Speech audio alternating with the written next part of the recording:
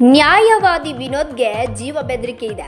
ಲಾತೂರ್ ರಾಮದುರ್ಗ ತಾಲೂಕಿನ ನ್ಯಾಯವಾದಿ ವಿನೋದ್ ಪಾಟೀಲ್ ವಾದ ಮಂಡಿಸಿದ್ದಕ್ಕೆ ಶಿಕ್ಷೆಯಾದ ಆರೋಪಿಗಳ ಕಡೆಯವರು ಹಲ್ಲೆ ಮಾಡಿ ಜೀವ ಬೆದರಿಕೆ ಹಾಕಿ ಹೋಗಿದ್ದಾರೆ ಎಂದು ನ್ಯಾಯವಾದಿ ಎನ್ಆರ್ ಲಾತೂರ್ ಹೇಳಿದರು.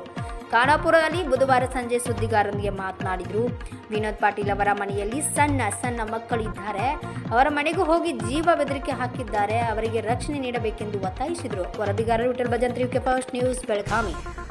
ಸುತ್ತಮುತ್ತಲಿನ ತಾಲೂಕಾ ನ್ಯಾಯಾಲಯಗಳಲ್ಲಿ ಶ್ರೀ ವಿನೋದ್ ಪಾಟೀಲ್ ರವರು ಹಲವಾರು ವರ್ಷಗಳಿಂದ ಈ ವಕೀಲ ವೃತ್ತಿಯನ್ನು ಮಾಡ್ತಾ ಬಂದಿದ್ದಾರೆ.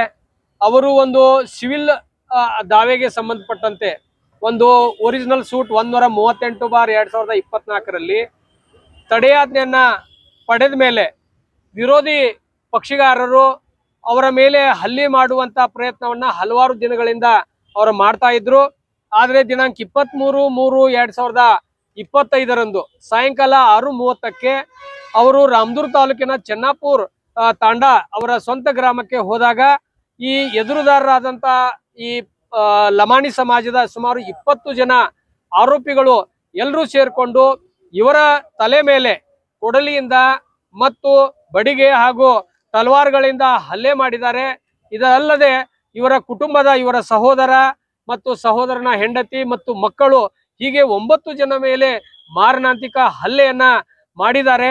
ಈ ಕುರಿತು ನಾವು ಈಗಾಗಲೇ ರಾಮದುರ್ಗ ಪೊಲೀಸ್ ಠಾಣೆಯಲ್ಲಿ 2 ದಿನಗಳ ಹಿಂದೆ ಪ್ರಕರಣವನ್ನು ದಾಖಲು ಮಾಡಿದ್ದೀವಿ. ಸುಮಾರು 20 ಜನ ಆರೋಪಿಗಳು ಇದ್ರೂ ಕೂಡ ಪೊಲೀಸರು ಇಲ್ಲಿವರೆಗೂ ಕೂಡ ಒಬ್ಬ ಆರೋಪಿಯನ್ನು ಕೂಡ ಬಂಧಿಸಿಲ್ಲ. ಆದ್ರೆ ಆ ಆರೋಪಿಗಳು ಮತ್ತೆ ಈ ಒಂದು ವಿನೋದ್ ಪಾಟೀಲ್ ರವರ ಮನೆಗೆ ಹೋಗಿ ಅವರಿಗೆ ಧಮಕಿ ಹಾಕುವಂತ ಒಂದು ಪ್ರಯತ್ನವನ್ನು ಮಾಡ್ತಾ ಇದ್ದಾರೆ.